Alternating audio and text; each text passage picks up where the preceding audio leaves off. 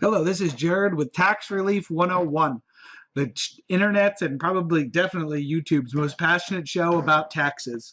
We talk about when people get on the wrong side of the IRS and clear up some misconceptions about what happens when you do get on the wrong side of the IRS.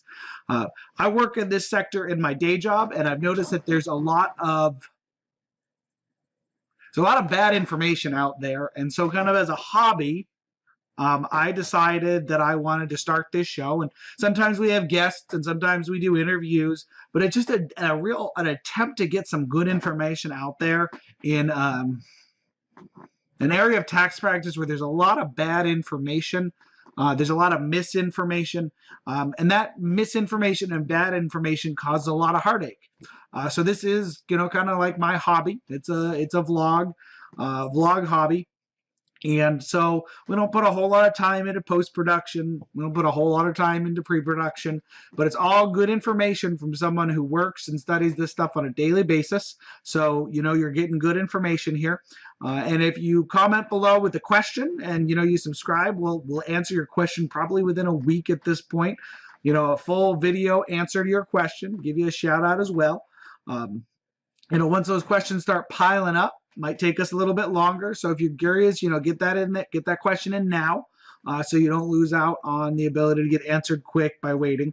Only other thing about this show, that's everything I normally need to go over.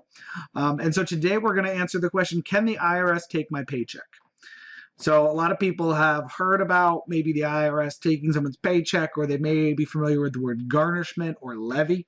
And the answer to this one, as opposed to the last question, is yes.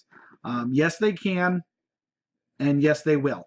And sometimes they're very aggressive about it. I'm not a particularly big fan of scare tactics or misinformation, but this is one of those ones where it's an unequivocal yes. They'll contact your employer, tell them that they want to garnish you for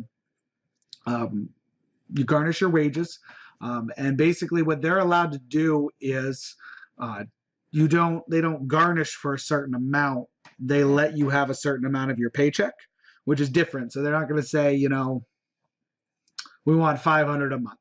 They're going to say, based on how many people are in your house, how many dependents you have, and some other factors, if you're disabled, that factors in, and there's some other things like that.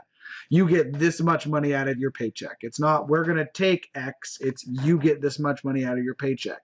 And it's really aggressive. If you're single and you don't have any dependents, you can end up with, I think it's like $866 a month right now out of your paycheck. No matter what you make, they'll take everything down to that. And so it doesn't necessarily scale the same way with married couples or people with kids. It goes up slower than doubling.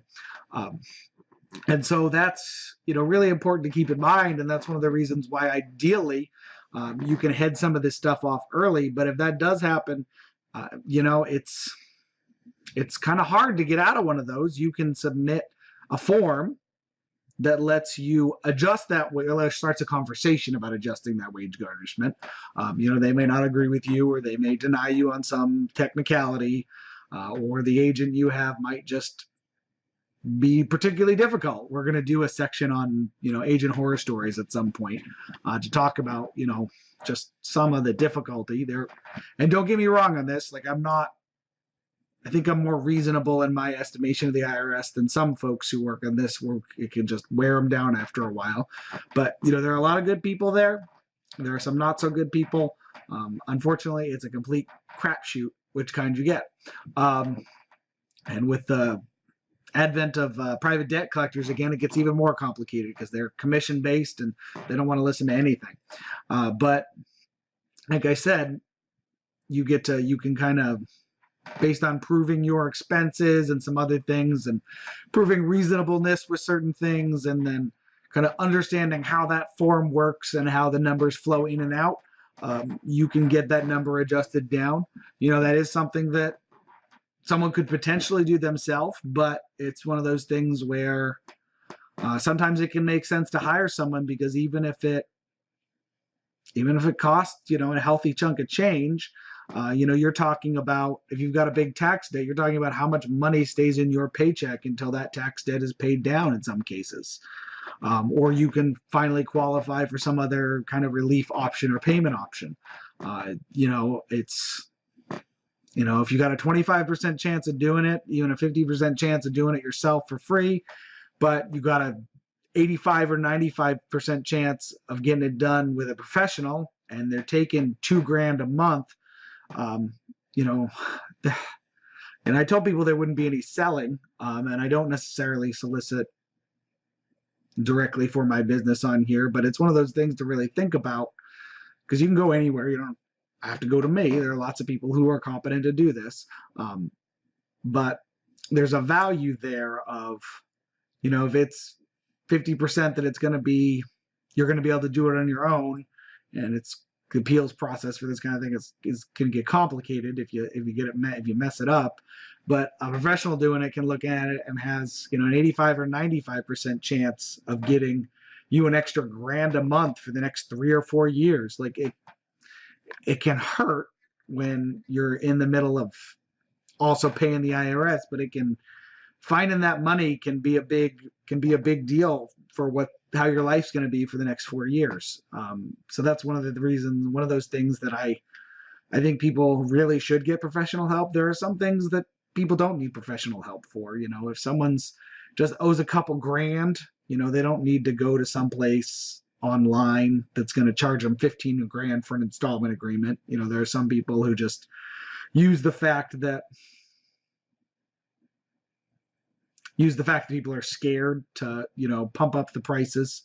But yeah, if it's a small amount, there's an installment agreement and you can be done. If you're really not comfortable with it, you can usually find somebody who, probably reasonable for under $500 that they would do that for you, and make sure that, and then you potentially get a lower payment and maybe get some penalties abated and some other stuff. So, the net on that can quickly start approaching, the net cost after savings can quickly start approaching zero. But if you really want to do it yourself, you can fill out an installment agreement in that case, which is different than a wage garnishment. Sometimes it's hard to get an installment agreement once the wage garnishment is started. But, it's a possibility if it's a smaller debt. And just the answer to today's question, just to go over one more time, as far as can the IRS take my paycheck? Yes, and if you wait long enough, they more than likely will, especially if it's a larger amount.